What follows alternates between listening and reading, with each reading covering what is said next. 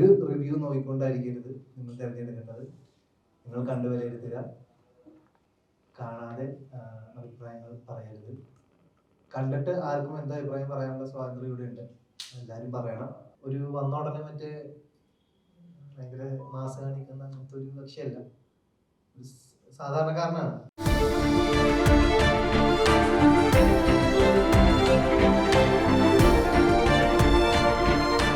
Own your pride.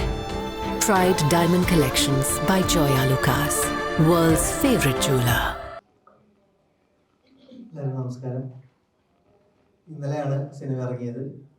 ഇന്നലെ അത്യാവശ്യം നല്ല റെസ്പോൺസുകൾ എല്ലാ സ്ഥലത്തും കിട്ടുന്നു. ഇൻസ്റ്റാഗ്രാമിൽ നിന്നാണെങ്കിലും ഒരുപാട് പേഴ്സണൽ മെസ്സേജുകളും ഒരുപാട് ടാഗ്സും നല്ല നല്ല റിവ്യൂസ് കാണാൻ പറ്റുന്നു. ഒരുപാട് സന്തോഷം. അപ്പോൾ ഞങ്ങൾ ടീമായിട്ട് നിങ്ങളെല്ലാവരും ഒന്ന് വിഷ് ചെയ്യാനും കാണാത്തവർക്ക് ഒരു പ്രൊമോഷൻ എന്ന രീതിയിൽ എല്ലാവരും സിനിമ തിയേറ്ററിൽ തന്നെ കാണാനും ഒക്കെ വേണ്ടിയിട്ടാണ് നമ്മൾ ഈ പ്രസ് മീറ്റ് വിളിച്ചിരിക്കുന്നത്. നിങ്ങൾ കണ്ടു വിലയിരുത്തുക എന്നുള്ളതാണ് എനിക്ക് പറയാനുള്ളത്. കാണാതെ അഭിപ്രായങ്ങൾ പറയരുത്. കണ്ടിട്ട് ആർക്കും എന്താ അഭിപ്രായം പറയാനുള്ള സ്വാതന്ത്ര്യം ഇവിടെ ഉണ്ട്, എല്ലാവരും പറയണം. നല്ല അഭിപ്രായങ്ങളും നമുക്ക് വിലക്കെടുക്കുക. ഒരാളുടെ മാത്രം കാഴ്ചപ്പാടല്ല ഒരു മെജോറിറ്റിക്ക് ഉണ്ടാവുക. അപ്പോൾ ഒരു റിവ്യൂ നോക്കിക്കൊണ്ടായിരിക്കരുത് നിങ്ങൾ തിരഞ്ഞെടുക്കേണ്ടത്. നിങ്ങൾ കണ്ടു വിലയിരുത്തുക.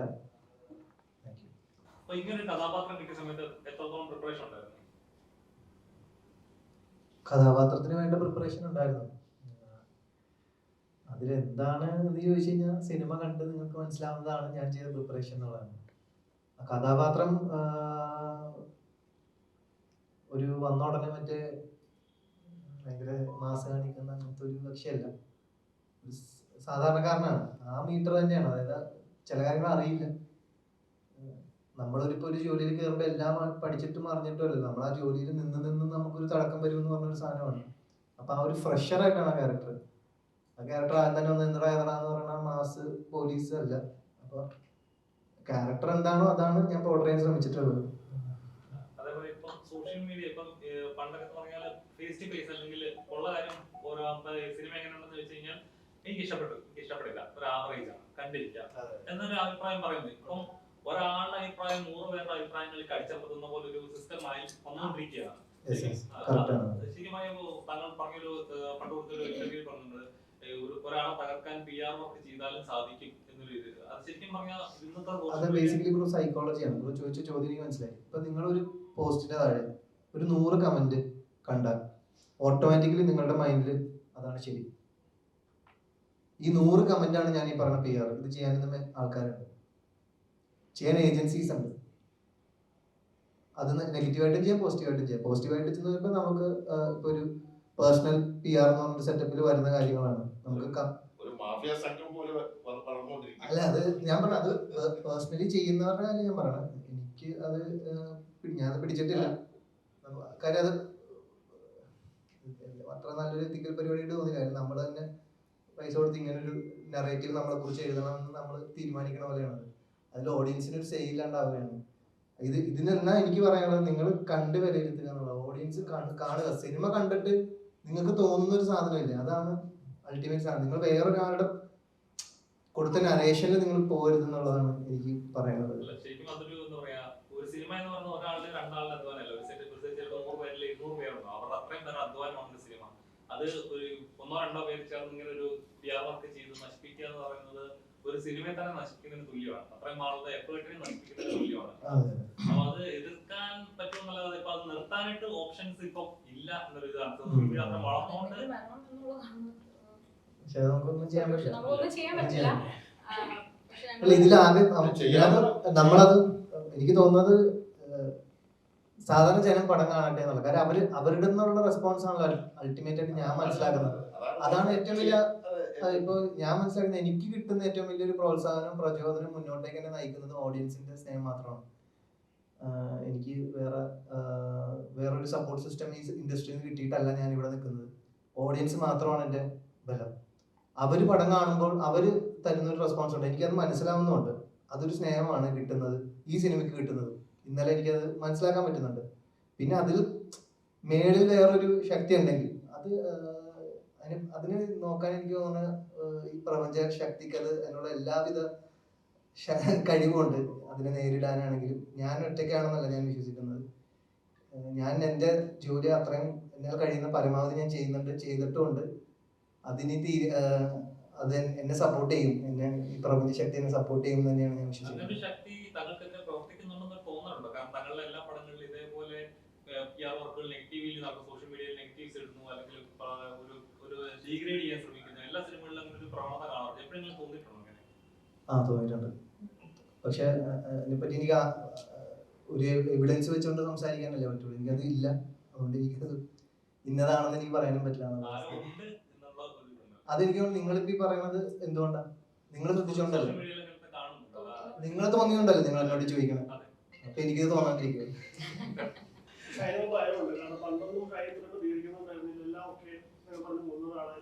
പിന്നെ ഷൈന് ഒരുപാട് ഓഡിയൻസ് ഉണ്ട്, ഒരുപാട് പ്രേക്ഷകരുണ്ട്, സിനിമ വരുമ്പോൾ കാണാനാണ് ഷൈൻ സപ്പോർട്ട് ചെയ്യാനുണ്ട്. പക്ഷെ ഇപ്പൊ ഷൈൻ ഭയങ്കരമായിട്ട് പ്രതികരിച്ചു തുടങ്ങി.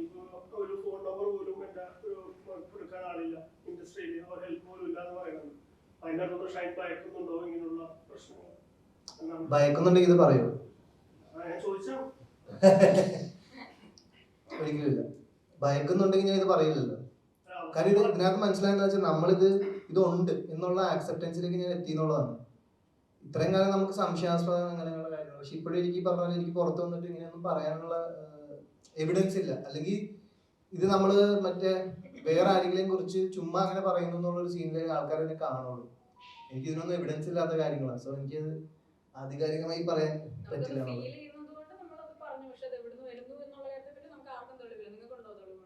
പക്ഷെ നിങ്ങൾ തന്നെ പറയുന്നുണ്ട് അങ്ങനെ ഉണ്ടെന്ന്. അതാണ്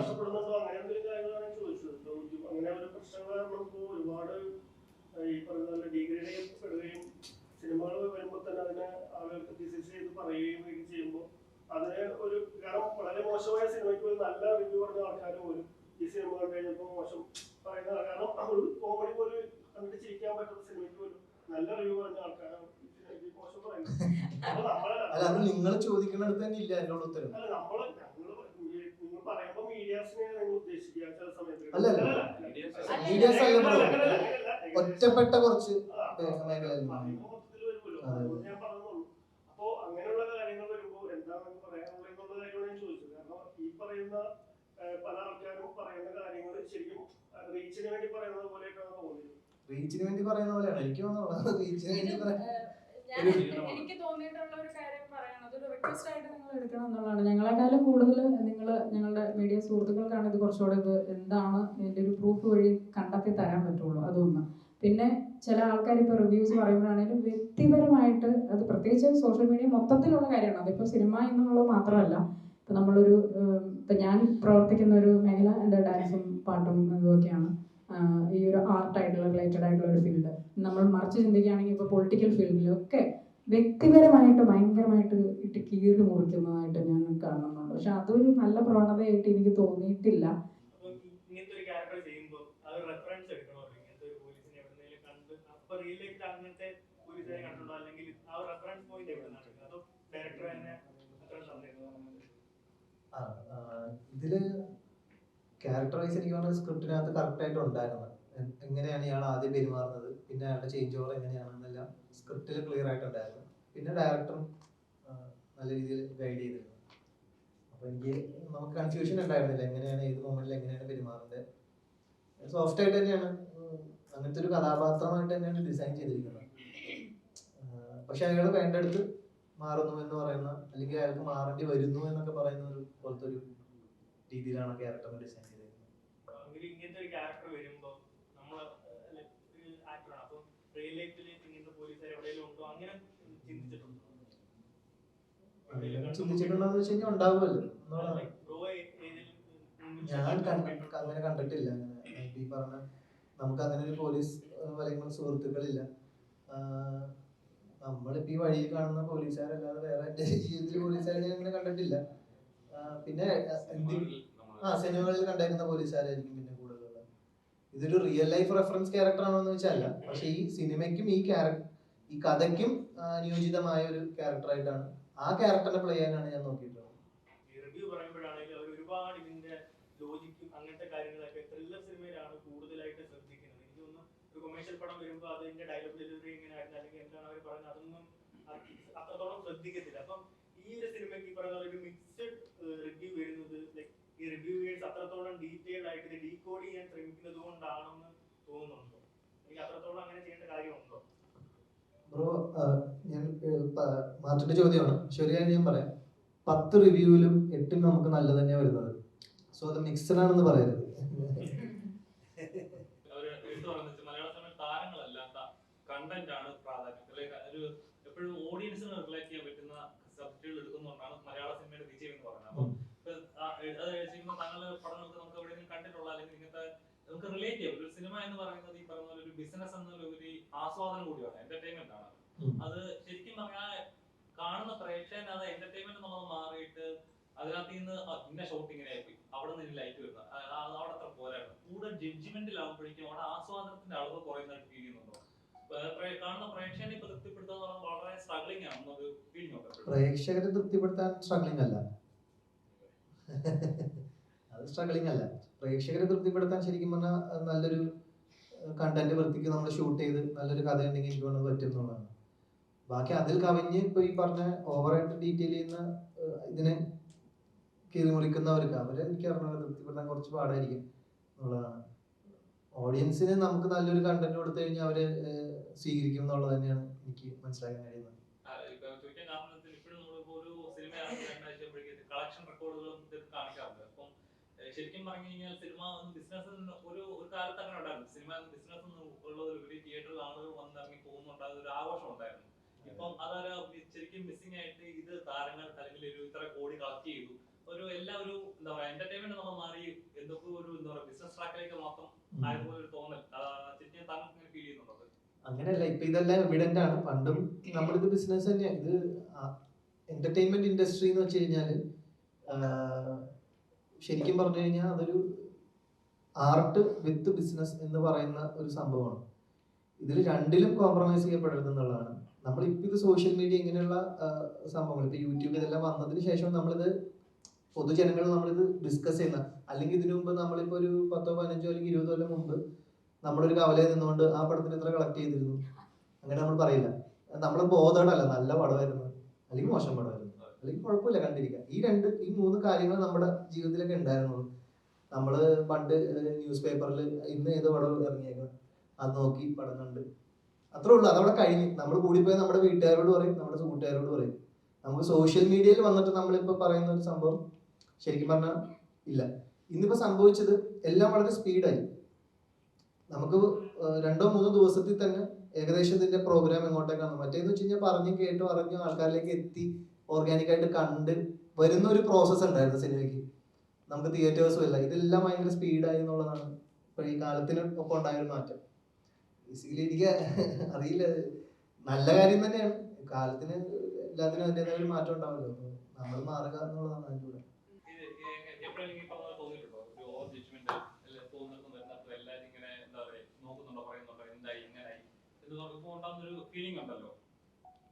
പക്ഷെ ബ്രോ, ഞാൻ നമ്മുടെ പേഴ്സണൽ സ്പേസ് ഉണ്ടല്ലോ, എൻ്റെ വീട്ടില് നമ്മൾ എന്തെങ്കിലും ഒരു സംഭവം പുറത്തിടുമ്പോഴേ അത് ആൾക്കാർ ജഡ്ജ് ചെയ്യുള്ളൂ.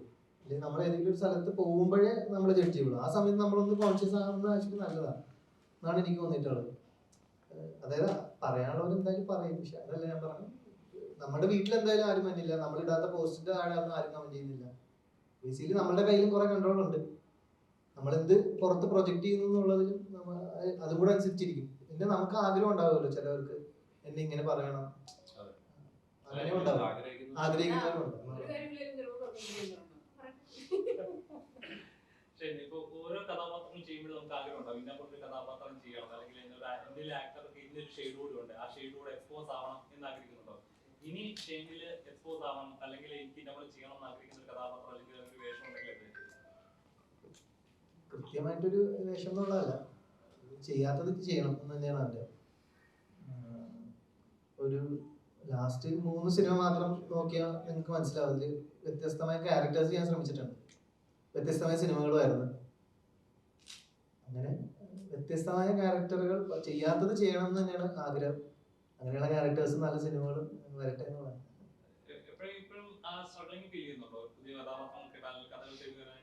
പബ്ലിക് ഉണ്ടോ? അങ്ങനെ പറയാൻ പറ്റില്ല. നല്ലൊരു പ്രോജക്റ്റ് നമുക്ക് സെറ്റപ്പ് ചെയ്യാനായിട്ട് ഇന്ന് നമുക്ക് വേണ്ടത് ഒരു സിനിമയുടെ കഥയും പ്രോജക്റ്റ് എന്താണെന്ന് വിശ്വസിച്ച് നിൽക്കുന്ന പ്രൊഡ്യൂസറാണ്. നമുക്കിപ്പോൾ പൈസ മുടക്കുന്ന ഒരാളെക്കാൾ ഉപരി സിനിമ എന്താണ്, ഈ സിനിമ എന്താണെന്ന് കൃത്യമായിട്ട് മനസ്സിലാക്കുന്ന ഒരു പ്രൊഡക്ഷൻ നമുക്ക് എപ്പോഴും കൂടെ വരും. അത് നമ്മളിലേക്ക് എത്താനാണ് ശരിക്കും, അല്ലെങ്കിൽ അങ്ങനെ ഒരു കറക്റ്റ് ആൾക്കാരിലേക്ക് നമുക്ക് എത്താൻ ഇപ്പോഴും സ്ട്രഗിൾ തന്നെയാണ് എന്നുള്ളതാണ്. നല്ല പ്രോജക്റ്റുകൾ നമ്മളെ തേടി വരുന്നുണ്ടാവും. പക്ഷെ ആ പ്രോജക്റ്റ് ആക്കാൻ, അതായത് നമ്മളൊരു കൃത്യമായ പ്രൊഡക്ഷൻ വേണം. ഇപ്പോൾ അവിടുന്ന് ഇൻവെസ്റ്റർ ഉണ്ട്, ഇവിടെ ഇൻവെസ്റ്റർ എന്നും പറഞ്ഞ് വന്നേക്കുന്ന ആൾക്കാർ ഞാൻ പിടിച്ച് എല്ലാം എനിക്ക് ലാസ്റ്റ് തലവേദനകളായി മാറിയിട്ടുണ്ടായിരുന്നു മുമ്പ്. അപ്പൊ അതുകൊണ്ട് ഞാൻ അങ്ങനെ നോക്കുന്നില്ല. നല്ല കറക്റ്റ് ബാനർ, കാര്യം പ്രോജക്റ്റ് നമുക്ക് ആൾക്കാരിലേക്ക് എത്തിക്കണമല്ലോ. അവര് ചെറുപ്പം വെച്ച് കഴിഞ്ഞാൽ ഞങ്ങളൊരു പടം എടുത്തു 4 ആളുടെ മുമ്പിൽ, അല്ലെങ്കിൽ അവരുടെ ചിലപ്പോൾ ഒരു ഫ്രണ്ട് സർക്കിളിൽ മാത്രം പറയാനുള്ള അത്രയും ആഗ്രഹത്തിന് മാത്രം വന്നവരായിരിക്കും. അപ്പൊ അവർക്ക് സിനിമ എന്താ കുറച്ച് പൈസ, അവർക്ക് കുറെ അധികം പൈസയുടെ കൊടുത്ത് ചിലപ്പോൾ ഇവർ കുറച്ച് പൈസ ഇട്ടിട്ട് ഒരു സന്തോഷം തീർത്താത്ത ഒരു പരിപാടി ഇരിക്കുന്നത്. അത് അങ്ങനെ പ്രോജക്റ്റുകൾ ഇവിടെ നടക്കുന്നുണ്ട്, അല്ലെങ്കിൽ അങ്ങനെയുള്ള പ്രോജക്റ്റുകൾ ചിലതിലൊക്കെ ഞാൻ പാർട്ടായിട്ടുണ്ട്. അതിനുശേഷമാണ് ഞാൻ ആ ഡിസിഷൻ എടുത്തത്. ഈ സിനിമ മനസ്സിലാക്കുന്ന, സിനിമയോട് പാഷനായിട്ട് നിൽക്കുന്ന, ആ കഥ മനസ്സിലാക്കുന്ന പ്രൊഡക്ഷൻ, അതിനുവേണ്ടി സ്പെൻഡ് ചെയ്യുന്ന. ഇപ്പൊ എല്ലാ പടം അത്യാവശ്യം ബഡ്ജറ്റ് തന്നെ ആവുന്നുണ്ട്. അത്യാവശ്യം നല്ല ബഡ്ജറ്റിൽ തന്നെയാണ് എല്ലാ പടങ്ങളും നിർമ്മിക്കുന്നത്. പക്ഷെ അത് എവിടെ സ്പെൻഡ് ചെയ്യുന്നു, അത് കറക്റ്റ് സ്ഥലത്താണോ, കറക്റ്റ് ആൾക്കാരിലേക്ക് എത്തുന്നുണ്ടോ, ഇതെല്ലാം കൂടെ നോക്കുന്ന പാഷനേറ്റ് ആയിട്ടുള്ള പ്രൊഡ്യൂസർ വരണം എന്നുള്ളതാണ് ശരിക്കും പറഞ്ഞാൽ. അതാണ് എന്നെ സംബന്ധിച്ചിടത്തോളം ഉള്ളൊരു ചാലഞ്ച്.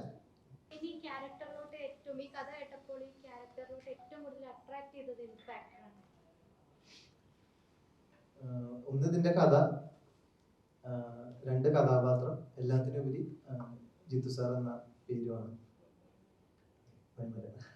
ഈ 3 ഘടകങ്ങളാണ് എനിക്ക് അട്രാക്ട് ചെയ്തത്. ശരി ചേട്ടാ, ഇപ്പം മലയാള സിനിമ നോക്കുകയാണെങ്കിൽ ആക്ഷൻ ഓറിയന്റഡ് സിനിമകൾ ചെയ്യുന്ന ചുരുക്കം ചില നാമത്തിൽ ഒരാളാണ് ഷെയ്ൻ ചേട്ടൻ.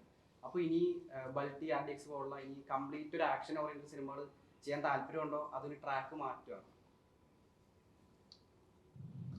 അല്ല, അങ്ങനെ എല്ലാത്തരം പടങ്ങളും വേണം. പക്ഷെ ഇപ്പൊ ഈ പറഞ്ഞ പോലെ ആക്ഷൻ ഓറിയന്റഡ് സിനിമ എന്നുള്ളത് മാത്രമല്ല, നമുക്ക് തിയേറ്ററിൽ ഇപ്പൊ ഒരു നല്ലൊരു ത്രില്ലർ ആണെങ്കിൽ പോലും നമ്മളെ പിടിച്ചിട്ട് അവസാനം കൊണ്ടുപോയി നമുക്കൊരു തിയേറ്ററിക്കൽ വാല്യൂ ഉള്ള ഒരു പരിപാടിയാണ് കൊടുക്കുന്നതെങ്കിൽ നമുക്ക് ഫൈനാണ്. അപ്പൊ അങ്ങനെ ഒരു സിനിമയാണ് എടുത്തത്. അതായത് തിയേറ്ററിക്കൽ വാച്ച് ഡിമാൻഡ് ചെയ്യുന്നതിന്റെ പടമാണ്. ഇപ്പൊ നമ്മള് ഒരു കഥ മനസ്സിലാക്കുന്നതിനപ്പുറത്തേക്ക് there are elements. അങ്ങനത്തെ സിനിമ ഒക്കെയാണ്. ഇപ്പൊ ഒരു റൊമാൻറ്റിക് കോമഡി നടത്താൻ, അതിലും അത്യാവശ്യം ആക്ഷനും അല്ലെങ്കിൽ റൊമാൻസും സംഭവങ്ങളും പാട്ടും പരിപാടി, നമുക്കൊരു ഇച്ചിരി ഓണായിട്ട് നിൽക്കുന്ന ഒരു പ്രോഗ്രാം ആണെങ്കിൽ അത് നമുക്ക് ഓക്കെയാണ്. അപ്പൊ ജോണർ എന്നുള്ളതല്ല, അതിൽ നമ്മൾ ഇടുന്ന എലമെന്റ്സിലാണ് കാര്യം ഇരിക്കുന്നത് എന്നുള്ളതാണ്. അതായത് ഉറപ്പായിട്ടും നമ്മളെ പ്രേക്ഷകരെ പിടിച്ചിരുത്തുക, അത് ഏത് രീതിയിലാണെങ്കിലും.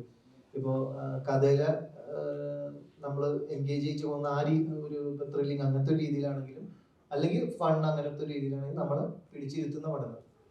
കംപ്ലീറ്റ് ആക്ഷൻ ഓറിയന്റഡ് സിനിമ ചെയ്യുമ്പോൾ ഫിറ്റ്നസ്സിൽ എന്തൊക്കെ ഡയറ്റ് ചെയ്യാൻ എന്തൊക്കെ ഫോളോ ചെയ്യുന്നത്? അതായത് മാർഷൽ ആർട്സ് ഒക്കെ പഠിക്കുന്നുണ്ടല്ലോ, അപ്പോൾ അതിന്റെ ജേർണി എങ്ങനെയാണ്? അതുകൊണ്ട് ബ്രോ, അത് അത്യാവശ്യം പണിയുള്ള പരിപാടിയാണ്. സുഖമില്ലാത്ത ഫൈറ്റ് പടങ്ങൾ അതുകൊണ്ട് തന്നെ ഇവിടെ കുറവെന്നാണ് എനിക്ക് തോന്നുന്നത്. നല്ല മെനക്കേടാ. ഒരു കഥയും ചെറുതല്ല, ഒരു എഫേർട്ടും ചെറുതല്ല, ഒരു സിനിമയും ചെറുതല്ല. ദൃഢമായി തന്നെ ചില മറ്റേ സീനൊക്കെ കഴിഞ്ഞിട്ട് എല്ലാവരും തിരിച്ചു പോകും, ഒരാൾ വന്ന് ഓടി പോലെ.